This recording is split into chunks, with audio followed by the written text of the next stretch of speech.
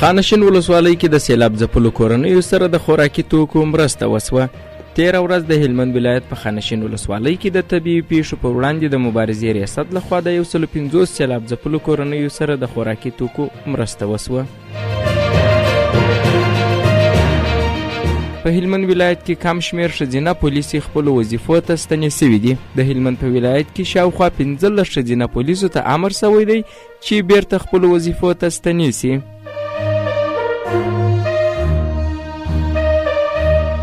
د اقتصادي دهلیز له لارې د افغانستان پر سوداګریزو توکو بار لومړی اورګاډی له چینه قرغیزستان ته رسېدلی. د افغانستان د اوسپنې پټلۍ اداره وایي چې د اقتصادي دهلیز له لارې له چین څخه د افغانستان بار سوی سوداګریزې توکي قرغیزستان ته رسېدلی دي.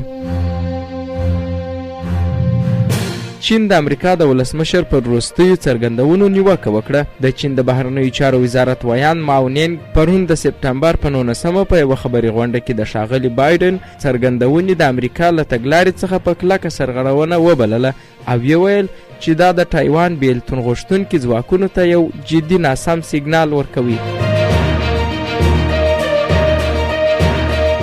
جاپان کې سمندري طوفان 9 میلیونه کسان له خپلو سیمو بېځایه کړي دي. د نانم ډول په نامه دې طوفان کې تر اوسه لږ تر لږه 200 کسان وژل سوي او 90 ټپیان دي او د جاپان د تاریخ تر ټولو ویجاړونکي سمندري طوفان بلل سوی.